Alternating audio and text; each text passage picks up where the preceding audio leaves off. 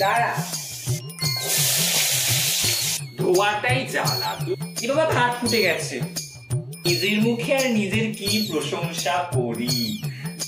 তো hey guys, welcome to my channel. তো আজকে আমি আবার বানাতে চলে এসেছি, একটা রেসিপি ট্রাই করছি যেটা আমি আগে বানাইনি। ওই ফার্স্ট টাইম বানাচ্ছি, জানি না কেমন খেতে হবে। আর এবারে আমি একাই খাবো, অন্য কেউ খেলে একটু তাও রিভিউটা পেতাম, কিন্তু এবারে আমি একাই খাবো। এবার নিজের মুখে আর নিজের কি প্রশংসা করি। যাই হোক, তো আজকে আমি যেটা বানাতে চলেছি সেটা হচ্ছে আলু পোস্ত। তো আলু পোস্ত বানানোর জন্য প্রথমে আমাদের লাগবে সেটা হচ্ছে আলু। তো এরকম আমরা ডুমো ডুমো করে আলু কেটে নিয়েছি স্কোয়ার স্কোয়ার। আর আমাদের লাগবে হচ্ছে পেঁয়াজ, কারণ আলু পোস্ত একটু বেশ ঝাঁঝালো ঝাঁঝালো একটু ভালো লাগবে, তাই জন্য। আর নিয়ে নিয়েছি হচ্ছে দুটো কাঁচা লঙ্কা। এবারটা আমি নিজেই কিনেছি। এবার ভাত ফুটে গেছে।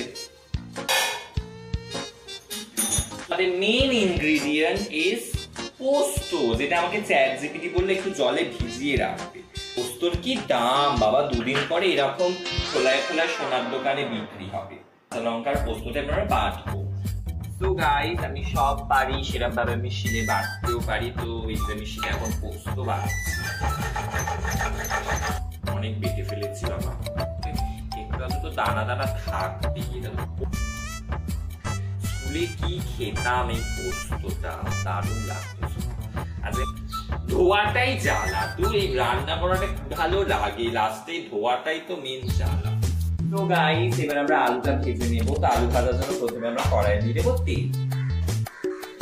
তারপরে যখন তেলটা গরম হয়ে আসবে তখন আমরা কড়াই দিয়ে দেবো হচ্ছে আলু। তো আমি তখন থেকে ভাবছি যে তেলটা গরম হচ্ছে না, তেলটা গরম হচ্ছে না, কোনো গন্ধ বেরাচ্ছে না। পরে আমি এরকম ভাবে তাকিয়ে দেখি, ও আমি তো গ্যাসই জ্বালাইনি।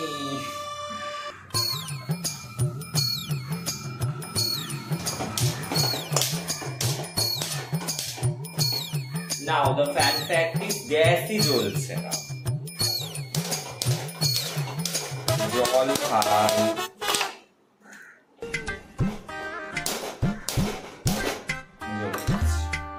টাইম তো আমিও নিই না কারোর প্রপোজাল অ্যাকসেপ্ট করার জন্য। সো এই যে তেল গরম হয়ে গেছে ফাইনালি, কিছু তো হলো জীবনে। আমার কিরম ফুটছে, আমার কিরম হচ্ছে। যাই হোক, এবার আমি এটার মধ্যে দেবো, কি বলে, আলু দেবো। এবার ধোঁয়া বেরাচ্ছে।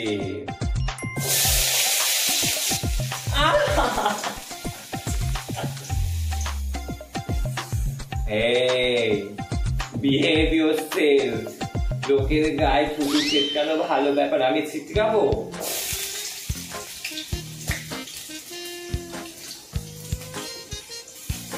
একবার আমি ডিম ভাজছিলাম, আমার চোখে এসে পড়েছিল তেল।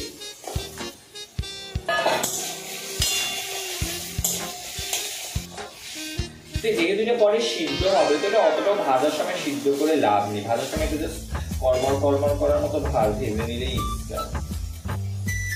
তোমরা যদি এই ভিডিওটাতে অ্যাটলিস্ট বেশি লাইক বলবো, অন্তত 50টা লাইক করে দাও, ঠিক আছে? তোমরা যদি ভিডিওতে 50টা লাইক করো, আমি তাহলে পরের ভিডিওতে পটল পোস্ত বানাবো। হ্যাঁ, এবারে এই পোস্ত বাবা কি দামি দামি ডিশ বানাচ্ছি, পটল প্লাস পোস্ত।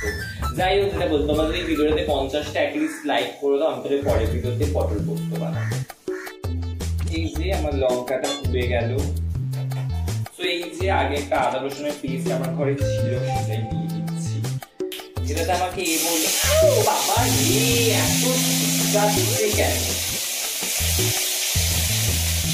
আসতেই তো করছি। দাঁড়া,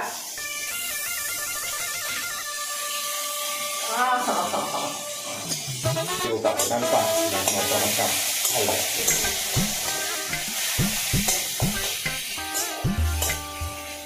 যখন এই আদা রসুনটা এ করতে করতে যখন তেল ছেড়ে আসবে, সঙ্গে সঙ্গেই আমার তেল ছেড়ে এসেছে পাউডার। তো কিন্তু আমাকে কমেন্টে আমাকে একটা লাল মির্চ পাউডার দিতে হবে, একটু জিরা পাউডার। একবার আমি এর আলু ভাজছিলাম, নুন হলুদ কিচ্ছু দিই, কি ভালো রান্না করি আমি। আপনার স্যার এগুলো ধনে গুঁড়ো দিতে পারেন। বেসিক্যালি আমি কিন্তু আগেই বলে দিই, এটা কিন্তু ট্রেডিশনাল ডিশ না, ঠিক আছে। আর আমি পেঁয়াজ দিতে ভুলে গেলাম।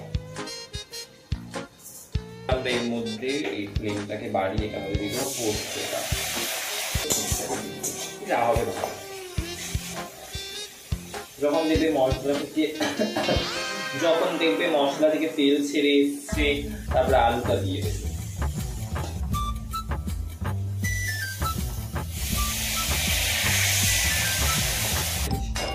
রেডি হয়ে গেছে আমাদের পোস্ত রনি স্টাইল।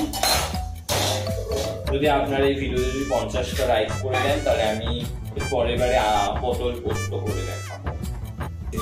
শুকনো লঙ্কাটা এবার পেলাম, থাক ডালে দিয়ে দেবো, যা এটাতে দেওয়া যাবে না তার ডালে দিয়ে দেবো। যেমন ভাবে যেই গিফটটা ওর জন্য তুলে রাখা ছিল সেই গিফটটা একে পাঠিয়ে দিলাম। তো গাইস খাওয়া দাওয়া হয়ে গেছে, তারপরে মনে পড়লো রিভিউ দিতে হবে। তো রিভিউটা কিছুই না, ভালোই ছিল, খুব একটা খারাপ ছিল না, মোটামুটি ভালোই হয়েছে। ওই বেসিক হয়েছে, মানে স্পাইসি বা হয়নি, এরকম ঝালও হয়নি, ভালোই খেতে ছিল। তোমরাও বাড়িতে বানিয়ে ট্রাই করে আমাকে বলো। হ্যাঁ, বাই।